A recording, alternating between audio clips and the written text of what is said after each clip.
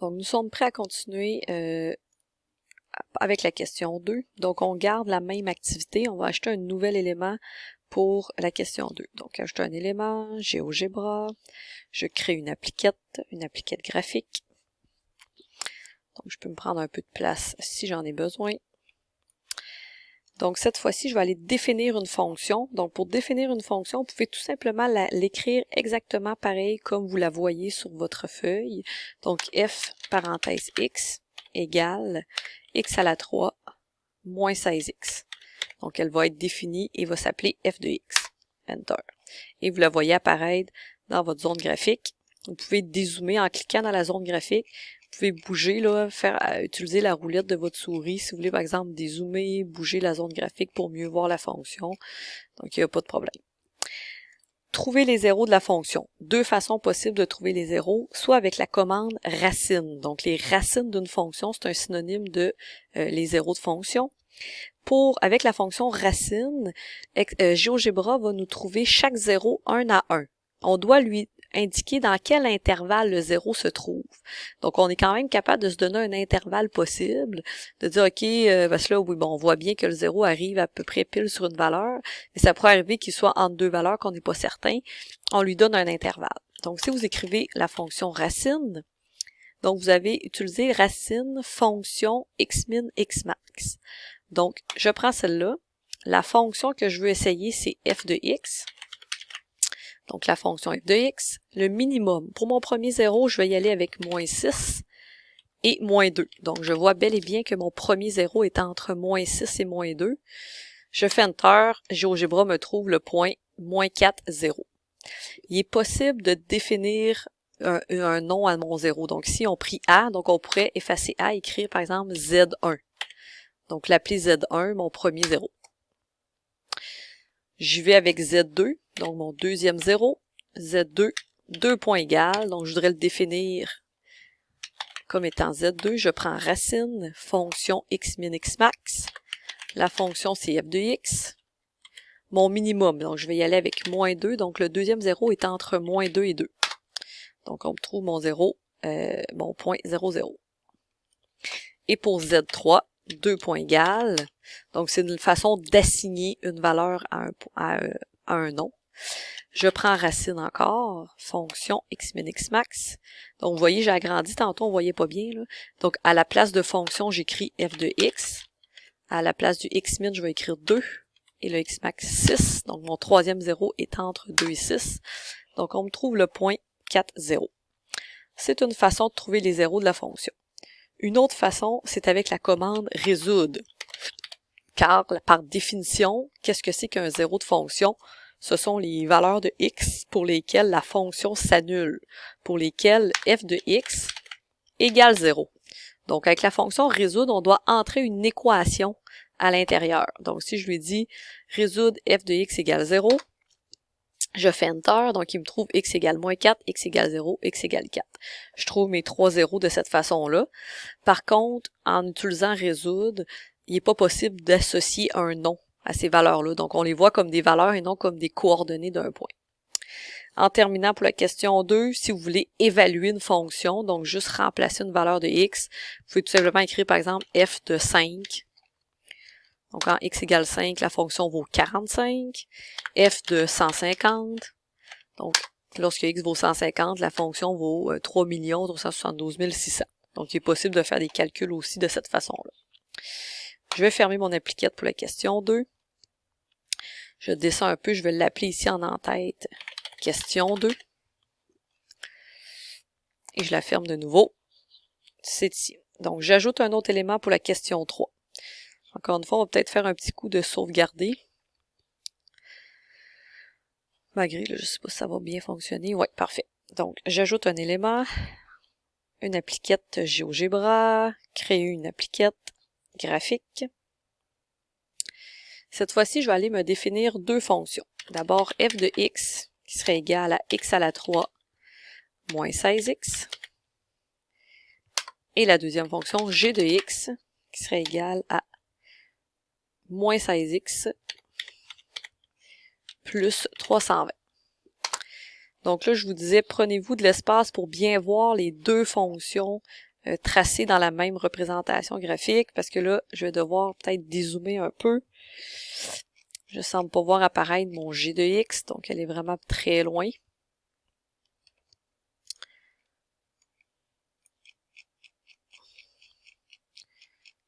Donc, je peux dézoomer amplement. Bon, je vois quand même assez bien là, mes deux fonctions en vert et en rouge. Ensuite, je voudrais trouver le point d'intersection entre f et g. Donc, c'est possible de le faire aussi avec la commande résoudre. Donc, trouver un point d'intersection, je veux voir où est-ce que f et g se croisent. Donc, l'équation à écrire, c'est f de x égale g de x. Donc, à quel point f de x est égal à g de x? On me trouve mon point à x égale 4 fois la racine cubique de 5. Bon, qu'est-ce que ça vaut si vous allez chercher votre petite vague? Ça vaut 6,84 à peu près. Donc, lorsque x vaut 6,84, f et g valent exactement la même chose. Je vais aller faire le test si je fais f de 6,84. Donc, ça vaut 120. Excusez, il faut utiliser le point. F de 6,84, donc 210,57. Et si je vais faire la même chose, G de 6,84, donc 210, donc vous voyez, c'est à peu près ça. C'est sûr qu'il y a eu un arrondi, c'est normal. Donc c'est pour ça que j'ai une petite décimale de différence. Donc il est possible de trouver des points de rencontre entre deux fonctions. Je ferme l'appliquette ici. Je l'appelle question 3. OK. Je vais aller faire une petite sauvegarde. J'y vais avec la question 4. J'ajoute un élément, GeoGebra, créer une appliquette. Donc, ça vaut la peine de faire plusieurs appliquettes différentes. Si vous essayez de faire tous vos calculs dans une seule appliquette, ça devient à mener un peu lourd, même qu'il pourrait avoir des bugs là, avec GeoGebra. Donc, prenez le temps de séparer les choses. Donc, si vous avez 2-3 fonctions à tracer, des calculs, on les fait, on change d'appliquette. Maintenant, je vous montre en terminant comment définir une fonction définie par morceau, définie par partie. Encore une fois, il y a comme deux façons possibles. C'est sûr que vous pourriez définir chaque fonction individuelle, de faire 6 moins x2 comme une fonction, 4 moins x comme une autre, x moins 4 comme une autre. Mais je vous montre la façon d'avoir tout ça en une fois. Donc, je vais vous montrer les deux façons. La première façon, je me dis f de x, c'est quoi? En fait, non, je suis pas vrai, je nommerai pas tout de suite ma fonction. Je vais utiliser la commande si. Donc, le si, condition, alors sinon. Donc, en fait, ce que je dis, c'est que je vais lui donner des domaines. Je vais lui dire si x est inférieur ou égal à 2, alors la fonction vaut 6.x2. Donc, je vais y aller de cette façon-là. Condition. Donc, si, avec mes conditions. Donc, si x inférieur ou égal, je vais aller dans mon petit clavier. X, excusez, ça l'a pas écrit à la bonne place. Si x est inférieur ou égal à 2, je veux que ma fonction tracée soit, je vais effacer le alors, je veux que ma fonction tracée soit 6 moins x à la 2. Sinon, ben là, sinon j'ai deux autres options. Donc, je vais devoir utiliser un deuxième si pour mon autre fonction. Donc, si x est inférieur ou égal à 2, ça vaut 6 moins x2. Mais avant de fermer, là, avant de tasser puis de fermer, de faire enter, sur mon troisième élément, donc à la suite de la virgule, je vais encore prendre la fonction si. Donc là, je pensais qu'elle allait me le proposer. Habituellement, il nous propose la commande. Attendez un petit peu. Je pense que je vais recommencer au complet. Si on nous propose la commande x inférieur ou égal à 2, alors ma fonction vaut 6 moins x à la 2. Et là, sinon, je vais reprendre un autre si. Donc, ça ici. Et si, donc, je vais aller faire le x plus grand ou égal à 5. Donc, si x est plus grand ou égal à 5, alors la fonction vaut x moins 4. Et si je ne suis pas dans ces deux cas-là, donc j'ai pris le cas x plus petit ou égal à 2, le cas x plus grand ou égal à 5, si je ne suis pas dans ces deux cas-là, ben qu'est-ce que ma fonction vaut? Elle vaut en fait 4 moins x, donc la troisième que je n'ai pas encore utilisée. Et si je fais Enter, donc je peux peut-être rediminuer un peu ma barre de saisie et vous voyez bien ma fonction par partie est bel et bien tracée. Deuxième façon, c'est d'y aller avec chacune des fonctions individuelles. Donc, je pourrais par exemple dire f1 de x égale fonction. Donc, je vais devoir quand même lui donner un intervalle. Donc, fonction de a, là. Donc, fonction de a, donc je vais écrire 6 moins. Donc, j'étais en train d'écrire, là, excusez, j'ai cherché pendant, j'étais en train d'écrire, excusez, donc ça coupe un petit peu, là. f1 de x égale fonction de a. On dirait qu'ils veulent pas, je vais juste supprimer, j'ai eu un petit problème.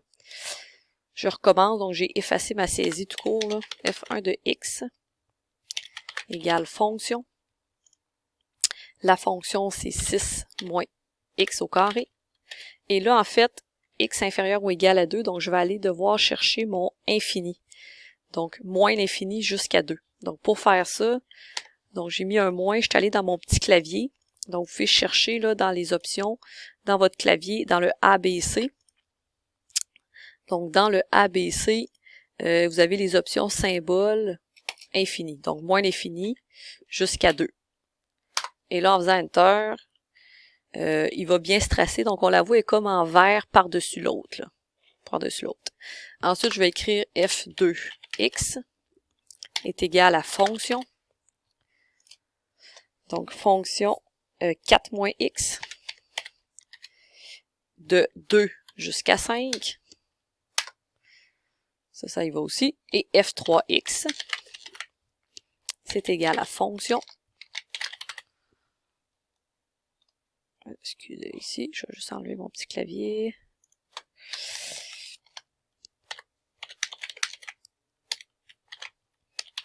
Donc, fonction de, donc la fonction c'est x moins 4 de 5 jusqu'à l'infini. Donc là, je vais aller chercher mon clavier pour l'infini. Donc, ABC, infini, Enter. Donc, je vais prendre un peu de place pour vous montrer. Mes trois fonctions ont donné exactement la même chose, F1, F2, F3.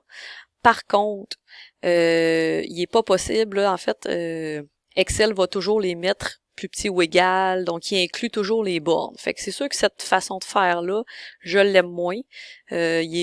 C'est moins évident, parce que même quand viendra le temps de calculer des limites et évaluer les fonctions, ça sera pas l'idéal.